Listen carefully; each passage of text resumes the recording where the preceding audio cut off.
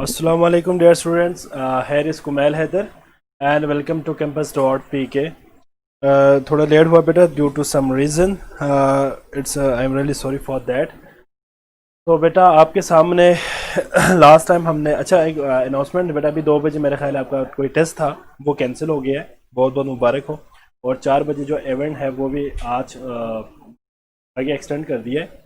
होगा लेकिन वो कैंसिल नहीं हुआ, लेकिन टेस्ट कैंसिल हुआ है. ठीक है. बाकी आज हम अपना लेक्चर जो कल रिमेनिंग, कल due to some technical issues कल नेट की वजह से क्लास एंड हो गया था, ड्यूरिंग लेक्चर ही बंद हो गया था बेटा. तो आज हम वहीं से आगे कंटिन्यू करेंगे. और आज हमारा जो मेन फोकस होगा वो आज का हमारा लेक्चर होगा. ठीक है बच्चे जी. अच्छा जी. तो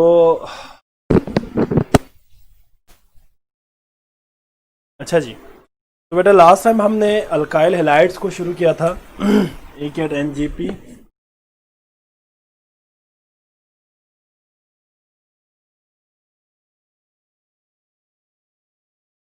ठीक है बच्चे. अच्छा जी. इसमें हमने चैप्टर नंबर 10 स्टार्ट किया था. चैप्टर 10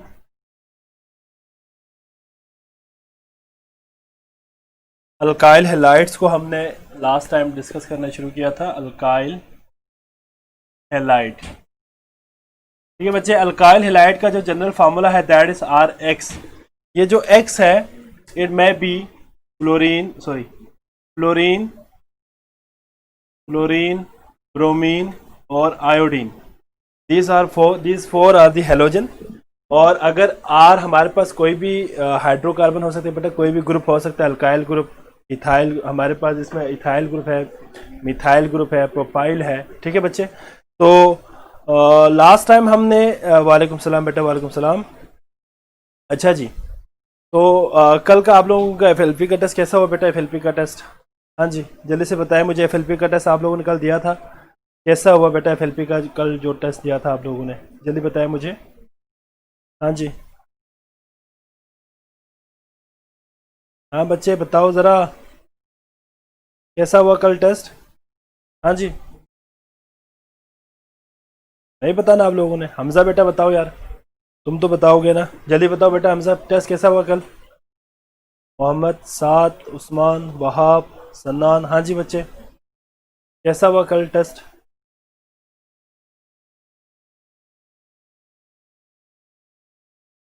अच्छा हुआ, वेरी गुड, ठीक हो गया. और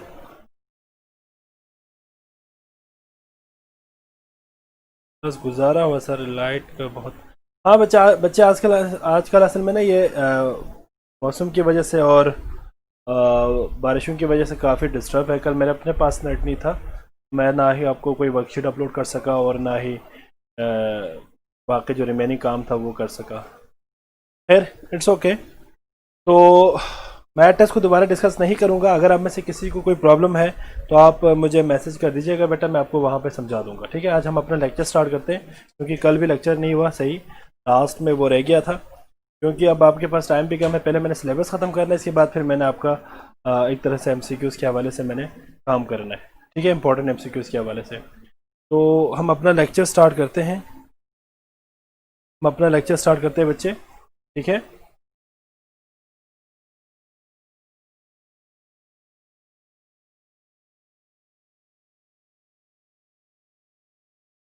लाइट इशूज सर सबमिट नहीं करो.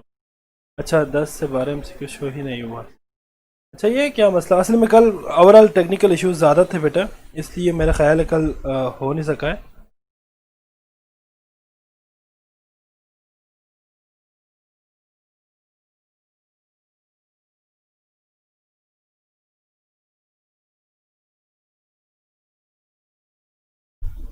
अच्छा जी.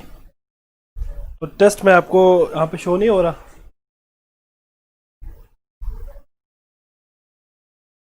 चले बेटा ठीक है, हम ज़रा लेक्चर स्टार्ट करते हैं. ठीक है, लेक्चर स्टार्ट करते हैं. तो ज़रा देखें बच्चे ज़रा. अच्छा जी, आपके सामने स्लाइड शो हो रहा है बेटा.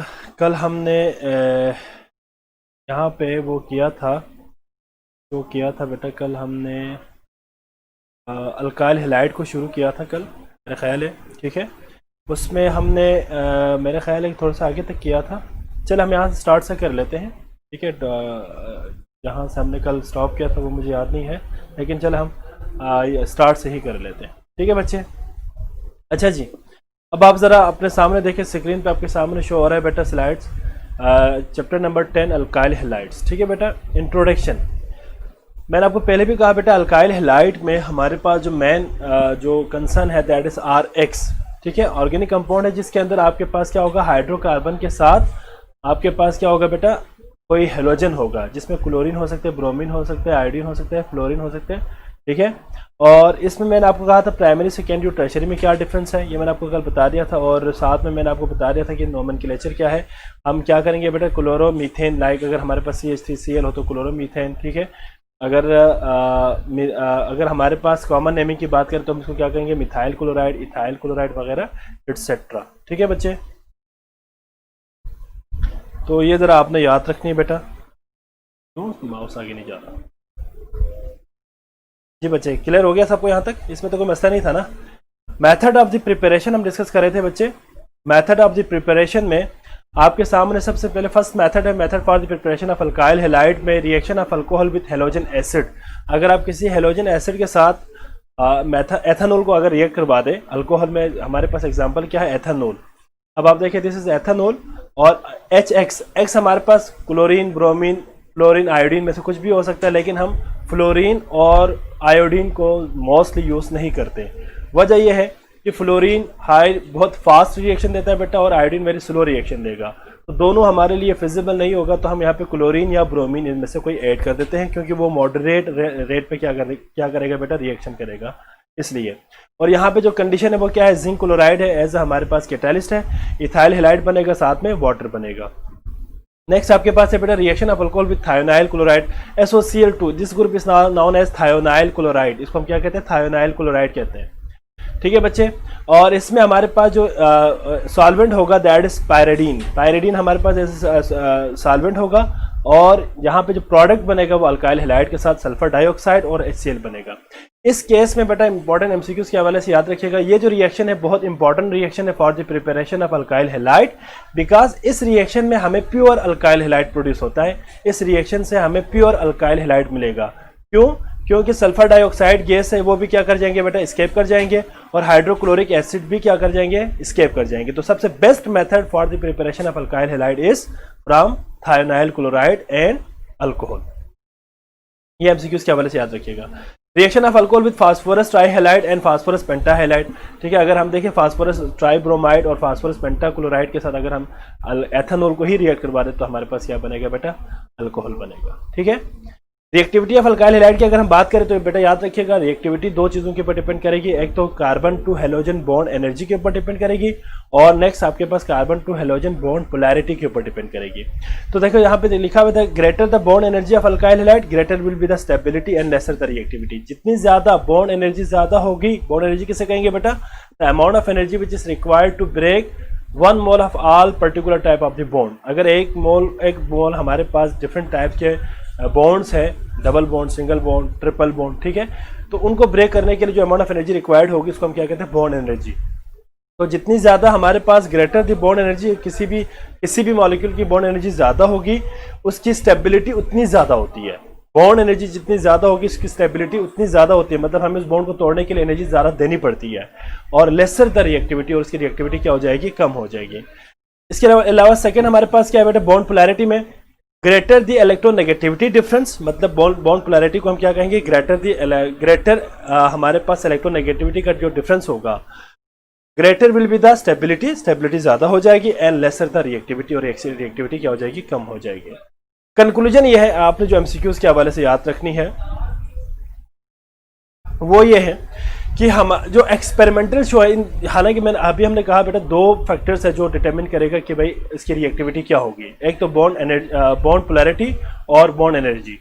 अब इन दोनों में से एक्सपेरिमेंट ने क्या चीज प्रूव किया बेटा, वो ये कह रहा है कि हमारे पास experiments have shown that the strength of carbon halogen bond is the main factor which decide the reactivity of alkyl halide. जो मेन फैक्टर है, जो मेन आपके पास जो क्राइटेरिया है, वो बेसिकली बॉन्ड एनर्जी डिसाइड करेगी कि इसकी रिएक्टिविटी क्या होनी चाहिए। इसलिए हमारे पास हाइड्रोजन टू फ्लोरीन की अगर हम बात करें तो बेटा फ्लोरीन हाई इलेक्ट्रोनेगेटिव है, हाइड्रोजन कम है, तो उनकी एक तो बॉन्ड पोलैरिटी तो ऑब्वियसली ज़्यादा है ही। दूसरी बात यह है कि उनकी बॉन्ड एनर्जी भी बहुत ज़्यादा है, तो हाइड्रोजन और फ्लोरीन को तोड़ने के लिए हमें एनर्जी ज़्यादा देनी पड़ेगी। इसलिए हाइड्रोजन हाइड्रोफ्लोरिक एसिड HF की अगर हम बात करें तो HF हमारे पास ज़्यादा, अभी हमारे पास यहाँ पे कार्बन टू फ्लोरीन की बात हो रही है ना, लेकिन मैं आपको सिंपल एग्जांपल बता रहा हूँ, HF की बात बता रहा हूँ। हाइड्रोफ्लोरिक एसिड और आयोडिक एसिड में अगर आप देखें तो एसिडिक स्ट्रेंथ किसकी ज़्यादा होगी? हाइड्रोजन आयोडाइड की ज़्यादा होगी, क्योंकि वो आसानी से हाइड्रोजन दे सकेगा। इसी तरह हमारे पास अल्काइल हैलाइड में भी RI से मुराद क्या है बेटा? RI से मुराद ये है कि आपके पास जो अल्काइल ग्रुप है और साथ में आयोडीन है, तो उनकी बॉन्ड एनर्जी कम होगी as compare to alkyl group और फ्लोरीन। ठीक है बच्चे, तो हमारे पास रिएक्टिविटी ऑर्डर ये बनेगी। एमसीक्यूज के लिए आपने याद रखनी है बेटा, RI जो है alkyl iodide is greater than alkyl bromide is greater than alkyl chloride, और आखिर में आपके पास क्या होगा? अल्काइल फ्लोराइड होगा। मतलब रिएक्टिविटी के हवाले से हमारे पास ये होगा। ठीक है, इसकी रिएक्टिविटी इसके ऊपर डिपेंड करेगी। इंपॉर्टेंट हमारे पास क्या है बेटा? If an electrophile is attack reagent the RF with the most reactive. अगर हमारे पास कोई इलेक्ट्रोफाइल आ जाए, इलेक्ट्रॉन लविंग आ जाए, तो HF बहुत ज़्यादा फास्ट रिएक्शन देगा। रिएक्शन ऑफ अल्काइल हैलाइड्स में हमारे पास कुछ रिएक्शन दिया हुआ बेटा। ठीक है, मैन हमारे पास दो है, SN1 SN2 रिएक्शन। एमसीक्यूज के हवाले से बेटा आपने याद रखना है। एक वो रिएक्शन है जिसमें हमारे पास halogen is replace by some other atom और अ ग्रुप, ठीक है, जिसको हम SN रिएक्शन से मुराद क्या है बेटा? Nucleophilic substitution reactions. Nucleophilic substitution reaction है और एक हमारे पास एलिमिनेशन रिएक्शन है। न्यूक्लियोफिलिक सब्स्टिट्यूशन रिएक्शन में हमारे पास जो इलेक्ट्रोफाइल है उसकी बेसिकली हमारी जो मेन कंसर्न इस वक्त है दैट इज इलेक्ट्रोफाइल्स की हमने रिएक्शन देखनी है यहाँ पे, इलेक्ट्रॉन लविंग की। तो यहाँ पे एक बात याद रखिएगा, जो इलेक्ट्रॉन डेफिशिएंट मॉलिक्यूल है या आयन है which have a tendency to accept a pair of electron, ठीक है, from other species to make a new covalent bond are called electrophile. इसको हम इलेक्ट्रोफाइल कहते हैं ऑब्वियसली। इलेक्ट्रोफाइल में भी देखिए बेटा, एमसीक्यूज के हवाले से याद रखिएगा, पॉजिटिव हो सकता है, न्यूट्रल हो सकता है। ठीक है बेटा, पॉजिटिव में हमारे पास H+ है, H3O+ है, NO2+ है, मिथाइल CH3+ है। ठीक है, न्यूट्रल में हमारे पास ये एग्जांपल्स है बेटा। A carbon atom bearing partial positive charge in a partially ionic covalent molecule that is RC और HO। ठीक है, तो ये हमारे पास दो एग्जांपल्स दिया हुआ है, इसको आपने जरा याद रखना है, जो इलेक्ट्रोफाइल क्या है और न्यूक्लियोफाइल के हवाले से। ये न्यूक्लियोफाइल के कुछ एग्जांपल्स आपके सामने गिवन है, जिसमें बेटा आपने एमसीक्यूज के हवाले से याद रखना है कि जो न्यूक्लियोफाइल है या तो वो नेगेटिव चार्ज होगा या न्यूट्रल होगा। ठीक है, अब इसमें हमारे पास ज़्यादातर जो न्यूट्रल केस है उसमें लोन पेयर का होना ज़रूरी है, मतलब इलेक्ट्रॉन रिच होना चाहिए, इलेक्ट्रॉन पुअर नहीं होना चाहिए। ठीक है बेटा, लिविंग ग्रुप क्या है? जो उस अल्काइल हैलाइड को छोड़ के निकल जाता है, वैसे भी ज़्यादातर हमारे पास हेलोजन है।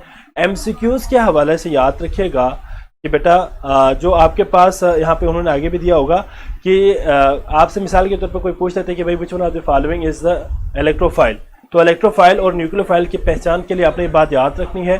अगर तो न्यूक्लियोफाइल हो तो उसके ऊपर या तो नेगेटिव चार्ज होगा या इलेक्ट्रॉन आपके पास क्या होगा बेटा? इलेक्ट्रॉन रिच होगा, मतलब लोन पेयर ऑफ इलेक्ट्रॉन होगा, उसके ऊपर होगा।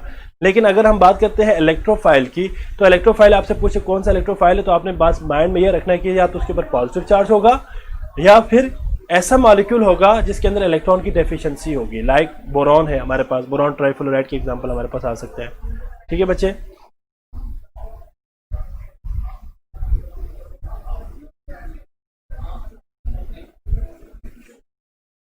मैंने आपको पहले कहा बेटा 2 बजे आपका टेस्ट था, लेकिन वो टेस्ट कैंसिल हो गया है।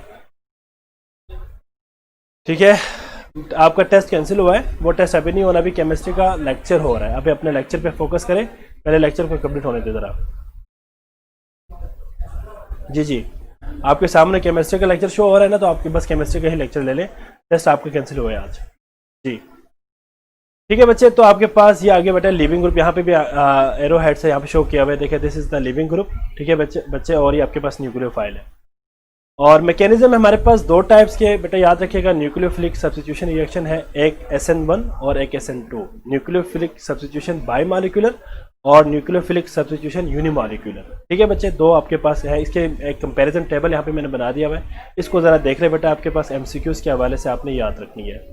ठीक है, molecularity of SN1 reaction is 1। Molecularity से मुराद क्या है बेटा? जो रेट डिटरमिनिंग जो स्टेप है, जो जहाँ से आप रेट निकालते हैं उसमें कितने मॉलिक्यूल इन्वॉल्व है, रेट डिटरमिन स्टेप के अंदर, वो आपको यहाँ से मॉलिक्यूलरिटी से मिलेंगे। और SN2 में आपके पास 2 है। इसमें एग्जांपल आपके पास यहाँ पे याद रखिएगा बेटा, ये SN1 रिएक्शन आपके पास 2 स्टेप्स के ऊपर मुश्तमिल है, एक स्लो और एक फास्ट। यहाँ पे जो स्लो स्टेप होगा that is the rate determining step, ठीक है बच्चे। और ये आपके पास सिंगल स्टेप पे है। रेट आपके पास ये है बेटा, रेट इक्वेशन आपके पास यहाँ पे दिया हुआ है। कम्युनिटी न्यूक्लियोफाइल में अटैक फ्रॉम एनी साइड, कहीं से भी साइड कर सकते हैं, और ये आपके पास सिर्फ और सिर्फ बैक साइड से अटैक कर सकते हैं। Tertiary alkyl halide generally give SN1 reaction और primary alkyl halide generally give SN2 reactions, ठीक है। और जो आपके पास प्रोडक्ट है वो आपके पास रेसिमिक मिक्सचर है, जिसमें आपके पास इन्वर्जन और retention of configuration takes place होगा। जाहिर बात है वो बैक साइड से भी अटैक कर सकते हैं, फ्रंट से भी अटैक कर सकते हैं। बैक साइड से अटैक करें तो आपके पास उसकी कन्फिगरेशन कुछ और होगी, अगर आपके पास फ्रंट से अटैक करें तो कुछ और कन्फिगरेशन होगी, उसके अंदर 100% इन्वर्जन होगी। ऑर्डर ऑफ रिएक्शन 1 है, इसमें ऑर्डर ऑफ रिएक्शन 2 है, ठीक है बेटा। ये 2 स्टेप मैकेनिज्म है और ये सिंगल स्टेप है, अभी थोड़ी देर पहले बता दिया। फेवर्ड बाय पोलर सॉल्वेंट और ये नॉन पोलर सॉल्वेंट में ये रिएक्शन होगा। तो आपके पास ये जो बेसिकली टेबल है ये MCQs है, सारे के सारे MCQs है, इसको आपने जरा पढ़ लेना है, ठीक है। Secondary alkyl halide can give both reaction depending upon the structure of alkyl group और the nature of the solvent. जाहिर बात है अगर हम सेकेंडरी अल्काइल हैलाइड की बात करें तो वो SN1 भी दे सकता है, SN2 भी दे सकता है, depending upon the structure of alkyl group. जो अल्काइल ग्रुप का स्ट्रक्चर है वो क्या होगा, में nature of the solvent polar है या नॉन पोलर है उसके ऊपर डिपेंड करेगा, ठीक है बच्चे। क्लियर हो गया यहाँ तक? हाँ जी। इसके बाद आपके पास नेक्स्ट है बेटा बीटा एलिमिनेशन और ई रिएक्शन, ठीक है। अब इसमें आपके पास क्या होगा, the reaction where the attack takes place on the electrophilic hydrogen atom. इसमें एक बात याद रखना बेटा, आपके पास जो प्रोडक्ट बनेगा, ठीक है, वो हमारे पास क्या बनेगा बच्चे डबल बॉन्डेड अल्कीन बनेगा। क्या बनेगा बेटा, अल्कीन बनेगा प्रोडक्ट बीटा एलिमिनेशन से। यहाँ पे आपने बात याद रखनी बेटे, elimination and SN reaction can takes place simultaneously and often competition occurs, ठीक है। E can takes place in 2 ways, 2 ways हो सकता है, E1 हो सकता है, E2 हो सकता है बेटा। इसमें भी बिल्कुल आपके पास सेम कंडीशन दिया हुआ है MCQs के हवाले से। 2 स्टेप मैकेनिज्म है, ये 1 स्टेप मैकेनिज्म है, ठीक है। और इसके हवाले से आपने ये ज़रा देखना, एग्जांपल हमारे पास अल्काइल ब्रोमाइड का हाइड्रोक्सिल के साथ दिया हुआ है, और यहाँ पे ब्रोमाइड बनेगा, साथ में एथेनॉल बनेगा, ठीक है। और यहाँ पे आपके पास सोडियम ईथर के हिसाब से यहाँ पे उन्होंने रिएक्शन लगा दिया है, शो किया है, दैट इज N ब्यूटेन बनेगा, साथ में सोडियम ब्रोमाइड बनेगा। कुछ और रिएक्शंस भी आपके पास यहाँ पे दिया हुआ है बेटा एलिमिनेशन के हवाले से, ये ज़रा देख लेना बेटा। इसमें मेन आपके पास जो कंसर्न है वो आपने ज़रा पेपर के हवाले से याद रखनी है बेटा, वो है आपके पास एक तो हाँ जी, सोडियम लेड एलओआई के साथ आपके पास टेट्रा मिथाइल लेड बनेगा, ये ज़रा आप देख लेना। और बस ठीक है, बाकी आप जस्ट आपके अंडरस्टैंडिंग के लिए एक दफ़ा देख लीजिएगा, ठीक है बेटा। और इसके बाद आपका है बेटा ये भी कुछ रिएक्शंस और भी दिया हुआ है बेटा, ये ज़रा आप लोग इसमें से देख लें, ये सारे एग्जांपल्स हैं बीटा एलिमिनेशंस के, ठीक है बेटा। नेक्स्ट आपका है दैट इज अल्कोहल, फिनोल और ईथर, ठीक है। मैं यहाँ पे भी आपको बता देता हूँ बेटा इसमें मिनट।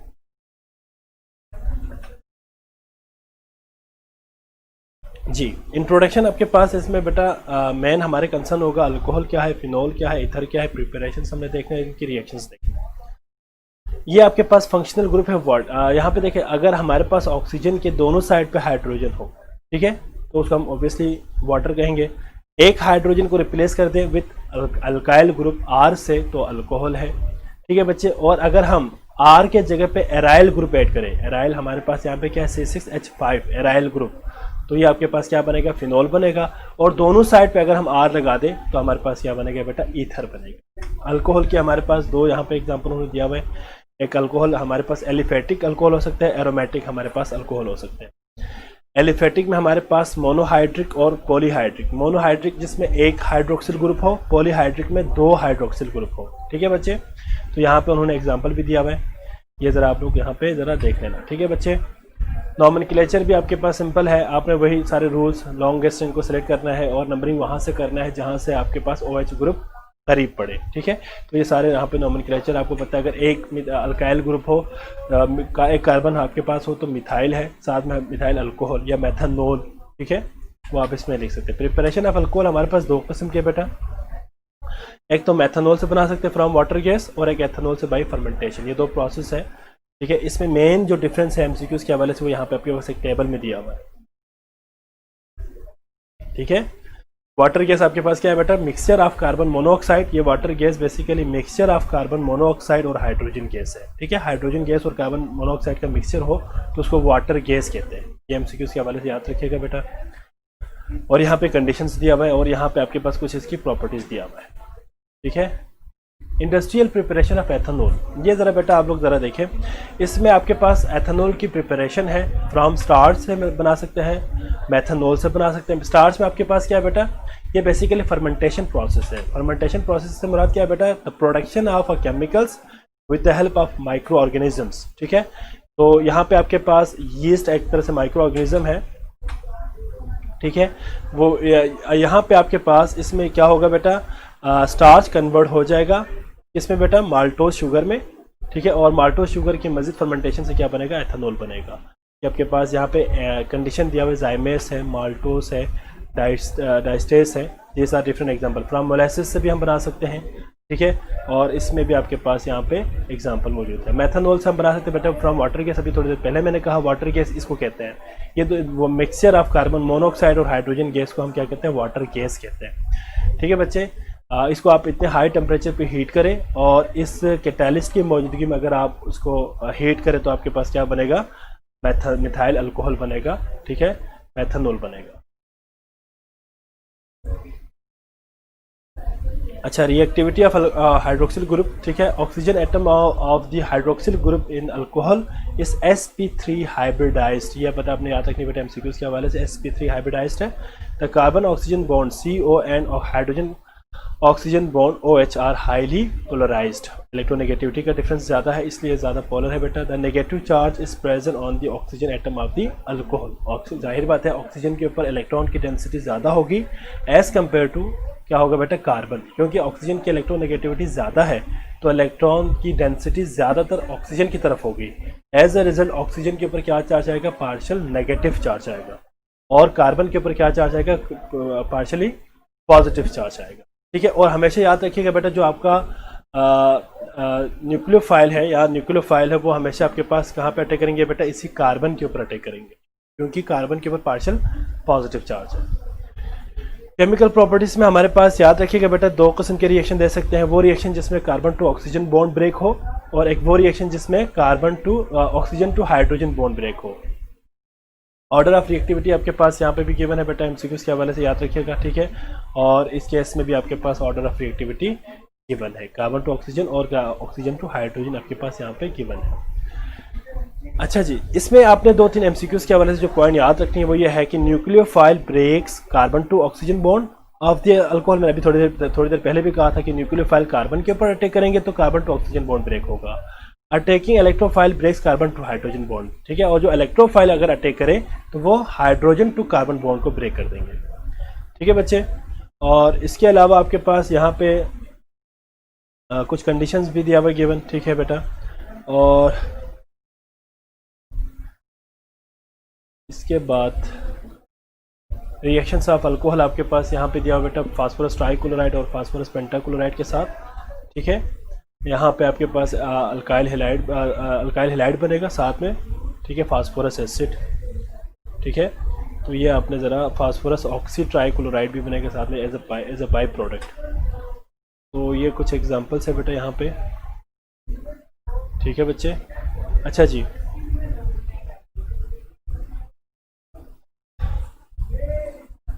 अच्छा जी,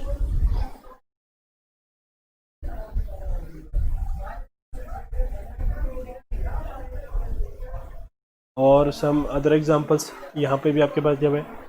अच्छा, अब आपके पास है बेटा ये एमसीक्यूज के हवाले से आप इसको भी याद रखना है। ठीक है बेटा, दो आपके पास टेस्ट है, distinction between primary, secondary and tertiary alcohol. Number 1 Lucas test. ठीक है बेटा, एमसीक्यूज के हवाले से याद रखना है। आपके पास जो अल्काइल हैलाइड है उससे आपने ये देखना होता है कि अगर तो turbidity does not appear but on heating. Primary alcohol का आपको कब पता चलेगा बेटा, जब आप उसको हीट करेंगे अल्काइल हैलाइड को। ठीक है, और in the presence of zinc chloride, आपने देखिए क्या करना है, कंसनट्रेटेड हाइड्रोक्लोरिक एसिड और जिंक क्लोराइड की मौजूदगी में अगर आप उसको हीट करें तो आपके पास primary alkyl halide, primary alcohol एक ऑयली लेयर बना देंगे, वहां से आपको पता चलेगा this is primary alcohol. Secondary के लिए क्या होगा, 5 से 10 मिनट्स तक, अगर आपको 5 से 10 मिनट तक अगर इसे आप रिएक्टेंट को आपस में ऐड करने के बाद ऑयली लेयर आ जाए तो सेकेंडरी अल्कोहल है। और टर्शियरी आपके पास बहुत रैपिडली इमीडिएटली देगा। डाइक्रोमेट टेस्ट में ऑक्सीडेशन है to the alcohol, add mixture of potassium dichromate and concentrated sulphuric acid. इसमें इन तीनों में डिफरेंस क्या होगा, orange solution of potassium dichromate become green and aldehyde are produced. Primary alcohol हो तो क्या होगा बेटा, आपके पास ग्रीन कलर, ऑरेंज कलर के क्या बनेगा, ऑरेंज कलर का जो सॉल्यूशन है पोटेशियम डाइक्रोमेट का, वो क्या हो जाएगा, ग्रीन हो जाएगा। और साथ में आपके पास प्रोडक्ट क्या बनेगा, एल्डिहाइड, और एल्डिहाइड प्रोड्यूस हो जाएगा। सेकेंडरी हो तो क्या होगा बेटा, ऑरेंज सॉल्यूशन हमारे पास ये ग्रीन हो जाएगा और कीटोन बनेगा। सेकेंडरी अल्कोहल में क्या बनेगा, कीटोन बनेगा। प्राइमरी में आपके पास एल्डिहाइड। टर्शियरी अल्कोहल हो तो क्या होगा बेटा, सॉल्यूशन रिमेन ऑरेंज, ऑरेंज ही रहेगा, ग्रीन में कन्वर्ट नहीं होगा। As an dehydration alkene is form. बेटा देखिए आपके पास इंपॉर्टेंट एमसीक्यूज है, इसको आपने याद रखनी है डाइक्रोमेट टेस्ट के अंदर। ठीक है बेटा, दोबारा मैं इसको रिपीट कर रहा हूँ। प्राइमरी अल्कोहल हो तो जो ऑरेंज कलर है पोटेशियम डाइक्रोमेट सॉल्यूशन का, वो ग्रीन हो जाएगा। साथ में आपके पास जो प्रोडक्ट बनेगा वो बनेगा आपके पास एल्डिहाइड बनेगा प्रोडक्ट। जबकि सेकेंडरी अल्कोहल हो तो कीटोन बनेगा, सॉल्यूशन का कलर फिर भी ग्रीन होगा, लेकिन प्रोडक्ट क्या बनेगा, कीटोन बनेगा। लेकिन टर्शियरी अल्कोहल की अगर हम बात करें तो टर्शियरी अल्कोहल के अंदर ये इंपॉर्टेंट पॉइंट है, सॉल्यूशन रिमेन ऑरेंज, सॉल्यूशन आपके पास सॉल्यूशन का कलर चेंज नहीं होगा, लेकिन जो आपके पास प्रोडक्ट बनेगा दैट इज अल्कीन। क्या बनेगा, अल्कीन बनेगा। ठीक हो गया बेटा, हाँ जी, क्लियर हो गया बेटा सबको, ये पॉइंट क्लियर हो गया बेटा। ये एमसीक्यूज के हवाले से आपने अच्छी तरह इसको प्रिपेयर करना है। अच्छा, एक और हमारे पास डिस्टिंक्शन है बिटवीन मेथनॉल और एथेनॉल के हवाले से। तो ये आपके पास कुछ पॉइंट्स मैंने यहाँ पे बना दिया बेटा, ये ज़रा आपके पास देखें। आयोडोफॉर्म टेस्ट के हवाले से मेथनॉल आयोडोफॉर्म टेस्ट नहीं देगा ऑब्वियसली, ठीक है, और जो एथेनॉल है वो आपके पास आयोडोफॉर्म टेस्ट देगा। यहाँ से आप आइडेंटिफाई कर सकते हैं कि ये दिस इज़ द आयोडोफॉर्म। ठीक है बेटा, ये आपके पास नज़र आ रहा होगा आपको, दिस इज़ द आयोडोफॉर्म। ठीक है, ये सोडियम फॉर्मेट है, दिस इज सोडियम फॉर्मेट, ठीक है, और ये सोडियम आयोडाइड आपके पास सॉल्ट बनेगा। जबकि मेथनॉल कभी भी आपके पास आयोडोफॉर्म टेस्ट नहीं देगा। और इसमें आपके पास कलर क्या आएगा, येलो कलर आ जाएगा एथेनॉल के अंदर। यूजेस से आपके पास कहाँ कहाँ पर आप इसको इस्तेमाल कर सकते हैं। Used as a solvent for the fats, oil के लिए सॉल्वेंट के तौर पर इस्तेमाल करते हैं, पेंट वार्निशेस वगैरह के लिए। Used as antifreeze in the radiators of automobiles, ठीक है, और इसमें भी आपके पास डिफरेंट यूजेस आ गए। ठीक है बच्चे, it is used in the pharmaceutical preparation और used in the preservatives for the biological specimen, lab के अंदर हम इसको इस्तेमाल करते हैं। इसके बाद आते हैं बेटा फिनोल। फिनोल का जो दूसरा नाम है that is carbolic acid. Phenol का बेटा एमसीक्यूज के हवाले से याद रखिएगा, जो another name is the carbolic acid, इसको हम क्या कहते हैं, कार्बोलिक एसिड कहते हैं। ठीक है बच्चे, इसमें आपके पास एराइल ग्रुप के साथ अल्कोहलिक ग्रुप होगा बेटा। एराइल ग्रुप मीन्स आपके पास C6H5। तो यहाँ पे देखो उन्होंने कहा हुआ है कि सिंपलेस्ट फिनोल हमारे पास कार्बोलिक एसिड है, बेंजीनोल भी कहते हैं इसको। It was first obtain from the coal tar by रूंज, ठीक है, इन 1834। ये आपके पास फिनोल है, इसके कुछ उन्होंने डेरिवेटिव्स यहाँ पे दिया हुआ है। ठीक है बच्चे, प्रिपरेशन ऑफ फिनोल में आपके पास सोर्सेस ऑफ रिएक्टेंट हमारे पास है फ्रॉम क्लोरोबेंजीन, जिसको हम डाउ मेथड कहते हैं, और from sodium salt of sulphonic acid, इससे भी आप बना सकते हैं। रिमार्क्स में आपने याद रखना 10% सोडियम हाइड्रोक्साइड इस्तेमाल करते हैं इसके अंदर, और रिएक्शन हमारे पास कंप्लीट होगा in 2 steps. Phenol is recovered by distillation, हम डिस्टिलेशन से इसको रिकवर कर सकते हैं। ठीक हो गया बच्चे। प्रिपरेशन में आपके पास यहाँ पे मैंने अभी ये बात बता दी बेटा। डाउस प्रोसेस क्या है, देखिए अभी मैंने अभी कहा 10% sodium hydroxide volume by volume solution लेंगे, ठीक है, और इसको आपने हीट करना है 300 डिग्री सेल्सियस पे। तो यहाँ पे क्या बनेगा, सोडियम फिनोक्साइड बनेगा। दिस इज सोडियम फिनोक्साइड, यहाँ पे सोडियम इसके ऊपर ऐड हुआ है ना, यहाँ पे सोडियम फिनोक्साइड बनेगा और साथ में HCl बनेगा। ठीक है बच्चे, और अब इसको आप जब मज़ीद इसको आप क्या करेंगे बेटा, आपस में रिएक्ट करवा देंगे तो आपके पास क्या बनेगा, फिनोल बनेगा। इसके बाद सोडियम बेंजीन सल्फोनेट और sulphonate with the solid sodium hydroxide. इसमें भी आपके पास यहाँ पे है sodium salt of benzoic acid, ठीक है। इसको अगर आप रिएक्ट करवा दें तो भी आपके पास क्या बनेगा, सोडियम फिनोक्साइड बनेगा, जिसको मजीद HCl के साथ रिएक्ट करवा दें तो क्या बनेगा बेटा, फिनोल बनेगा। फिजिकल प्रॉपर्टीज कलरलेस है, क्रिस्टलाइन है, डिलिक्विसेंट। डिलिक्विसेंट सॉलिड्स क्या होते हैं बेटा, डिलिक्विसेंट सॉलिड्स होते हैं वो सॉलिड्स जिसके अंदर एबिलिटी हो टू बिकम अ लिक्विड, जल्दी से वो लिक्विड बना दें, जल्दी से वो लिक्विड में कन्वर्ट हो जाए, इसको कहते हैं डिलिक्विसेंट सॉलिड, ठीक है। विथ कैरेक्टरिस्टिक फिनोलिक ऑर्डर है बेटा इसका, मेल्टिंग पॉइंट 41 डिग्री सेल्सियस है, बॉइलिंग पॉइंट 182 है। ये भी आपके पास यहाँ पे sparingly soluble in water at room temperature but completely soluble above 68.5, मतलब अगर आप टेम्परेचर बढ़ा दें सॉल्युबिलिटी इसकी इंक्रीज हो जाएगी। रिएक्शन हमारे पास phenol shows 2 types of the reaction, ठीक है। Reaction of phenol due to OH group, एक हमारे पास OH ग्रुप की वजह से रिएक्शन देगा और एक बेंजीन रिंग की वजह से देगा। इसमें सॉल्ट फॉर्मेशन है, एस्टरिफिकेशन है, अच्छा रिडक्शन विद जिंक है। ये आपके पास वही रिएक्शन रिपीट हो गया। और बेंजीन की फॉर्मेशन मैंने लास्ट टाइम भी आपको कहा था कि आप जिंक डस्ट के साथ रिएक्ट करवा रहे तो आपके पास क्या बनेगा, बेंजीन। ठीक हो गया बच्चे। Reaction of phenol due to benzene ring. अब बेंजीन रिंग की वजह से कौन कौन सी रिएक्शन देंगे बेटा, नाइट्रेशन, सल्फोनेशन, हेलोजिनेशन, हाइड्रोजिनेशन और रिएक्शन विद फॉर्मल्डिहाइड।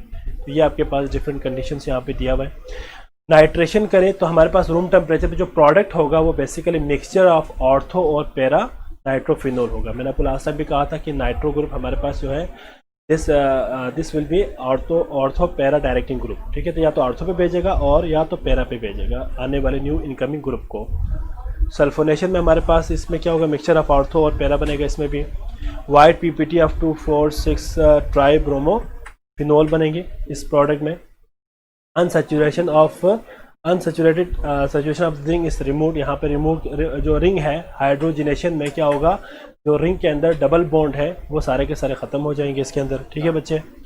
और रिएक्शन विथ फॉर्मल्डिहाइड में हमारे पास क्या है, this is condensation polymerisation of phenol, formaldehyde polymerise with phenol produce Bakelite, ठीक है। तो ये आपने ज़रा याद रखनी है। ये ज़रा रिएक्शन कुछ हमारे पास एग्जांपल्स है बेटा, वो ज़रा देख लो।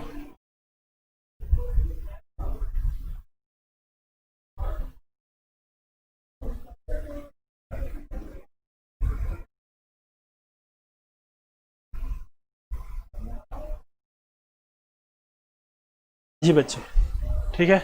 ये सारे रिएक्शन यहाँ पे दिया हुआ है बेटा। देखिए आपके पास अगर हम फिनोल को नाइट्रिक एसिड के साथ रिएक्ट करवा दें, नाइट्रेशन करें तो हमारे पास या तो ऑर्थो पोजीशन पे जाएगा या पैरा पे जाएगा। मैंने आपको कल भी कहा था, मैं आपको यहाँ पे बोर्ड पे ज़रा सा देखा समझा देता हूँ इसको।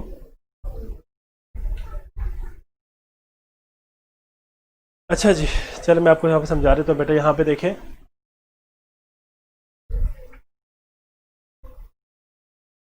इधर देखें ज़रा बोर्ड पे बेटा ज़रा। मैंने आपको कल भी कहा था कि फॉर एग्जांपल यहाँ पे हमारे पास फिनोल है, ठीक है बेटा। ये फिनोल है, यहाँ पे आपके पास OH ग्रुप अटैच्ड है, ठीक है। मैंने आपको लास्ट टाइम कहा था बेटा, अगर तो हमारे पास ये बेंजीन रिंग हो, सिर्फ फॉर एग्जांपल ये आपके पास एक बेंजीन रिंग है, ठीक है बच्चे। अगर आप इसके अंदर कोई लेट सपोज कोई भी आप सब्स्टिट्यूएंट ऐड करना चाहे तो सब्स्टिट्यूएंट कहीं पे भी जा सकता है, क्योंकि इसके पास सारे के सारे कार्बन सेम है, कहीं पे भी वो अपने आप को लेके जा सकते हैं, ठीक है। मतलब अब इस केस में यह है कि इसके लिए सब तमाम जगह इक्वल है, कहीं पे भी वो जा सकता है। लेकिन जब आपके पास फिनोल बनेगा, फिनोल होगा, OH ग्रुप होगा, तो ये OH डिसाइड करेगा कि आने वाले जो सब्स्टिट्यूएंट है उसने कहाँ पे ऐड होना है, या यहाँ पे ऐड होना है, यहाँ पे होना है, यहाँ पे होना है, यहाँ पे होना है, यहाँ पे होना है। तो मैंने आपको कल कहा था कि जो डायरेक्टिव इफेक्ट है उसमें होगा क्या, कि ये जो OH ग्रुप है it will decide the position of the new incoming substituent. अब फॉर एग्जांपल आपके पास यहाँ पे इस पॉइंट को हम क्या कहेंगे, ऑर्थो कहेंगे, इसको मेटा कहेंगे, इसको पैरा कहेंगे। Ortho means nearest to the substituent, meta means intermediate दरमियान में होगा, para means far apart, para means इस ग्रुप से बहुत दूर, बिल्कुल अपोजिट साइड पे। तो आने वाले ग्रुप को या तो ऑर्थो या तो पैरा या तो मेटा के ऊपर क्या करेंगे बच्चे, प्लेस करेंगे। अब इस केस में होगा क्या कि जो हमारे पास न्यू इनकमिंग ग्रुप है, फॉर एग्जांपल मैं कहता हूं कोई Y ग्रुप इसके अंदर ऐड होना चाह रहे हैं। अब ये जो Y ग्रुप है इसने ऐड होना है तो वो क्या करेगा बेटा, ये OH ग्रुप डिसाइड करेगा कि आने वाले वायु को कहाँ भेजना है। ठीक है बच्चे। अब इस केस में मैंने आपको कल भी कहा था ऑर्थो पैरा डायरेक्टिंग ग्रुप में ये जो हाइड्रोक्सिल ग्रुप के अंदर ऑक्सीजन है जिसके पास लोन पेयर इलेक्ट्रॉन है, वो बेसिकली क्या करते हैं बेटा, अपने इलेक्ट्रॉन डेंसिटी को इस बेंजीन रिंग के अंदर शिफ्ट कर देते हैं। जब बेंजीन रिंग के अंदर शिफ्ट होगा तो बेंजीन एक्टिवेट हो जाएगा, बेंजीन की रिएक्टिविटी इंक्रीज हो जाएगी। एज अ रिजल्ट क्या होगा बेटा, ऑर्थो और पैरा पोजीशन हमारे पास बनेगा फॉर द इनकमिंग सब्स्टिट्यूएंट। इन दोनों में से कहीं पे भी जाएगा, यहां पे जाए तो ऑर्थो हो जाएगा, यहां पे जाए तो पैरा हो जाएगा प्रोडक्ट। ठीक है बच्चे। बेटा इसको आप जब खुद से पढ़ेंगे ना तो आपके लिए बहुत क्लियर हो जाएगा। सिंपल मैंने बना दिया, सारे लेक्चर यहाँ पे लिखने की जरूरत नहीं है।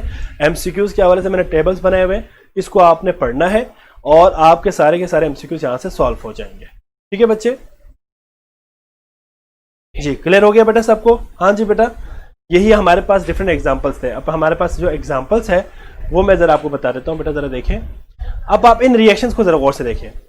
अब इन रिएक्शंस में अगर आप देखें तो सबसे पहले आपके पास OH ग्रुप है। अभी मैंने आपको कहा कि आने वाले जो न्यू सब्स्टिट्यूएंट है वो कहां पे जाएगा, या तो ऑर्थो पे जाएगा या पैरा पे जाएगा, मेटा पे नहीं जा सकता क्योंकि वो मेटा ग्रुप को ये फैसिलिटेट नहीं करते। इसी तरह हमारे पास H2SO4 की अगर बात करें ये तो ऑर्थो और पैरा पे चले जाएगा। अगर ब्रोमीन ऐड करें तब भी ये ऑर्थो पे चला जाएगा या पैरा पे चले जाएगा। ठीक है, सॉरी बेटा। इसके बाद ईथर है। इसके बाद बेटा आपके पास है ईथर। ईथर में आपके पास बेटा these organic compounds in which an oxygen atom is क्या है बेटा, bonded to two alkyl group और aryl group are called ether. इसको हम क्या कहेंगे, ईथर कहेंगे। या तो अल्काइल ग्रुप हो सकता है या इथाइल ग्रुप, या आपके पास aryl group. Aryl means phenyl group. हमारे पास सिमेट्रिकल भी हो सकता है, अनसिमेट्रिकल भी हो सकता है। सिमेट्रिकल और अनसिमेट्रिकल से मुराद क्या है, अगर जो फंक्शनल ग्रुप है उसके दोनों साइड पे सेम कार्बन हो तो सिमेट्रिकल है, अगर दोनों साइड पे डिफरेंट कार्बन हो तो अनसिमेट्रिकल है। नोमेनक्लेचर के हवाले से बेटा यहाँ पे दिया हुआ देखिए, di methyl ether methoxy methane. मैं इसको आपको जरा बोर्ड पे भी चले बता देता हूँ। यहाँ देखें जरा बच्चे, फॉर एग्जाम्पल मैंने आपको कल भी कहा था कि CH3 फॉर एग्जाम्पल हमारे पास हो OCH3 हो। ठीक है बच्चे, तो इस केस में क्या होगा, इस केस में आपके पास ये इथर है ना बेसिकली हमारे पास। अब आप जरा यहाँ पे देखिए, यहाँ पे CH3 है, यहाँ पे भी CH3 है। ठीक है बच्चे, अब CH3 और CH3 आपके पास है, इन दोनों को हम कहेंगे मिथाइल और मिथाइल, तो इसको हम नाम क्या देंगे, dimethyl ether. Dimethyl ether common name है। अगर आप इसके IUPAC नेम देना चाहे तो क्या होगा, मिथॉक्सी मीथेन। मिथॉक्सी मीथेन मतलब आपने क्या करना है, एक ग्रुप को इसके साथ अटैच कर देना है और अगले ग्रुप को आपने वैसे लिख देना है। तो ये मिथॉक्सी मीथेन, इथॉक्सी प्रोपेन। ठीक है, तो डिफरेंट हमारे पास इसकी नोमेनक्लेचर होगी। क्लियर हो गया बेटा यहां तक सबको? हाँ जी,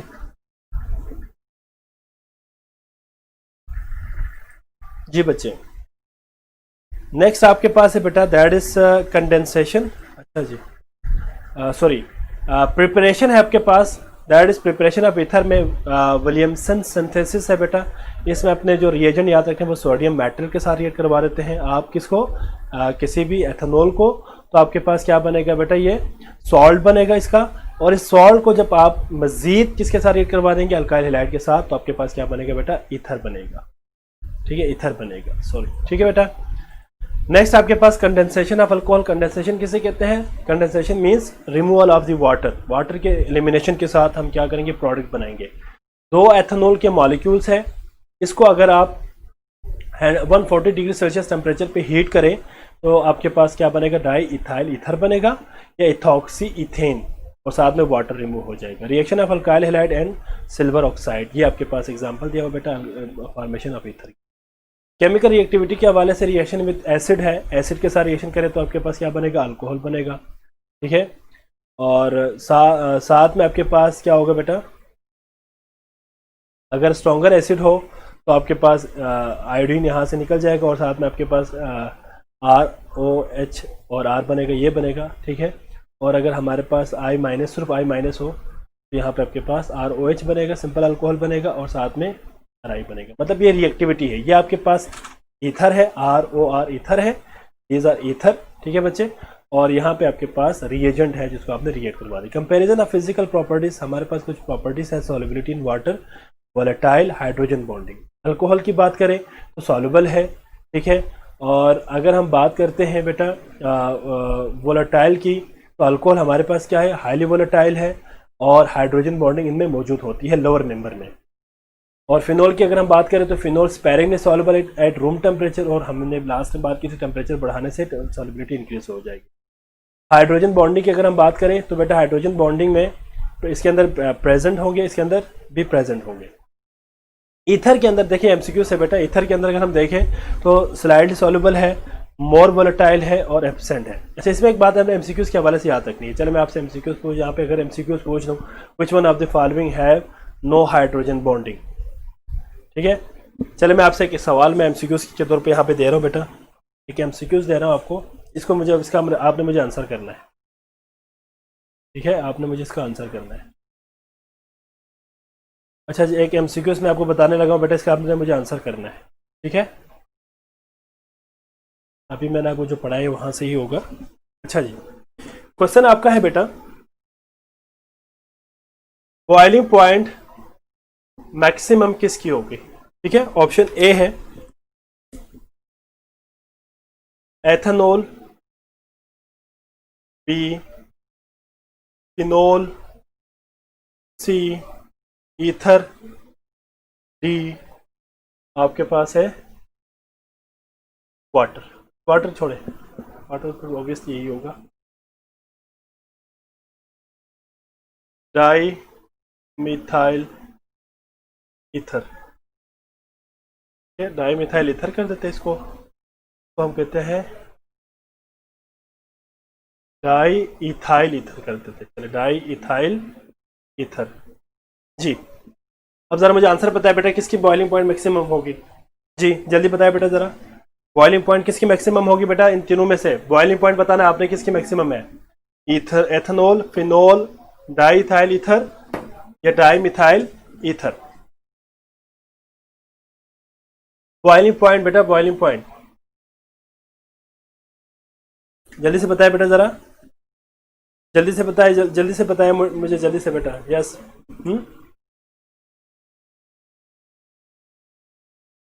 हाँ जी, फिनोल, वेरी गुड हमजा बेटा, फिनोल का ज्यादा होगा, ऑब्वियसली ज्यादा होगा फिनोल का।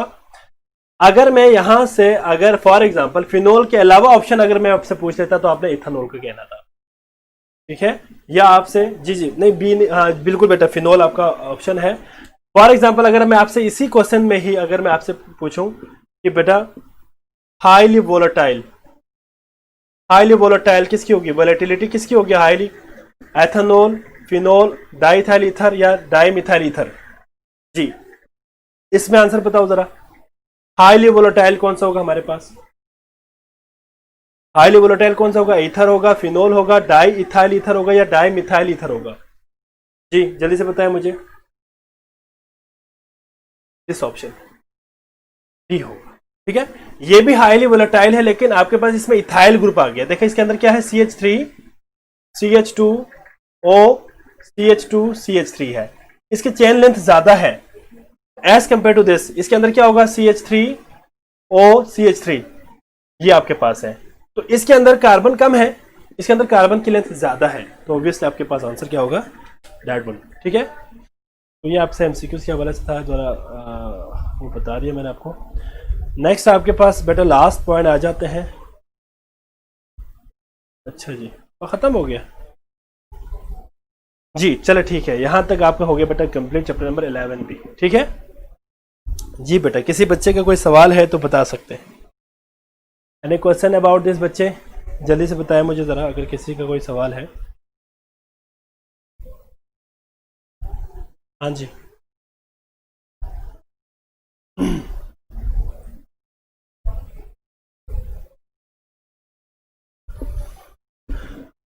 बता दो बेटा जरा, कोई सवाल है किसी का, क्लियर हो गया बेटा।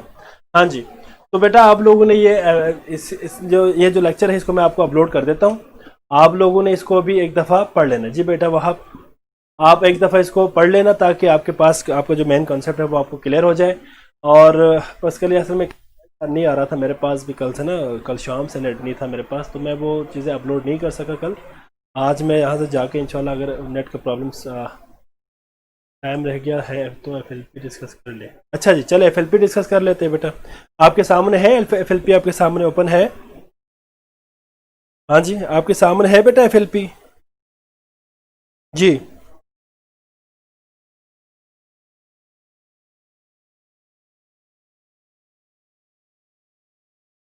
मेरे पास जो FLP है वो मैं आपको, हाँ वो लाजमी देना बेटा, मॉक टेस्ट लाजमी देना है आपने, लाजमी देना। इससे आपको ना आइडिया हो जाएगा कि उनका पैटर्न क्या है, किस तरह के सवाल आता है। एक दफ़ा आप वो टेस्ट दे दीजिएगा, इससे आपको अंदाज़ा भी हो जाएगा ना कि ऑनलाइन सिस्टम में कैसे आपने टेस्ट देना है। ठीक है, लाजमी एक दफ़ा टेस्ट दे दे, क्योंकि ये आपके लिए फ़ायदा होगा, आपको आइडिया हो जाएगा बेटा। ठीक है, टेस्ट दे दे आप। अच्छा जी बेटा, आपके सामने मेरे ख्याल है आपके पास नहीं होगा।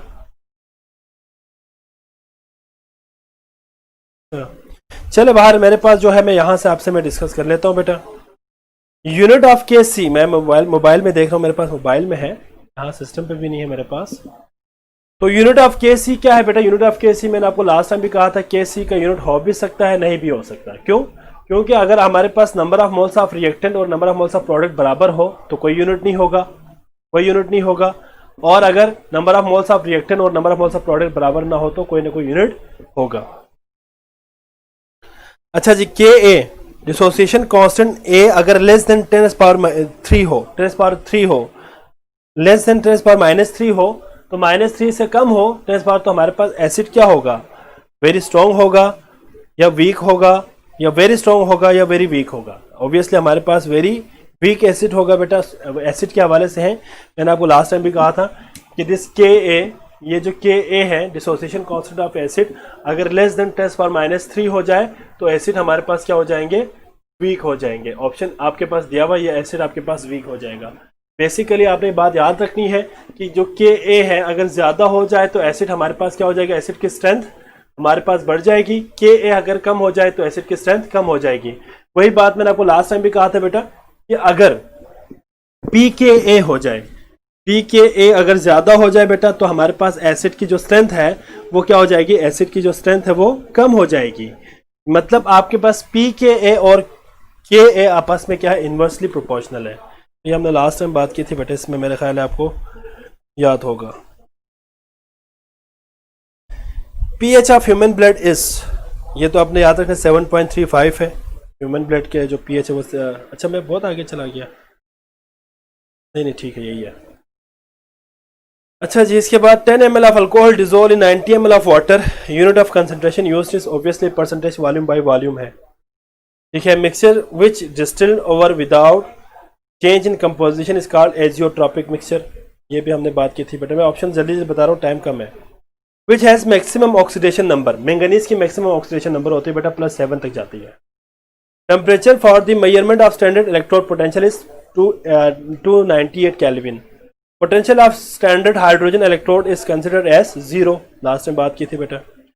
पोटेशियम डाइक्रोमेट में आपने बताना है क्रोमियम की ऑक्सीडेशन स्टेट क्या है, +6। Percentage of sulphuric acid in lead accumulator is 30%।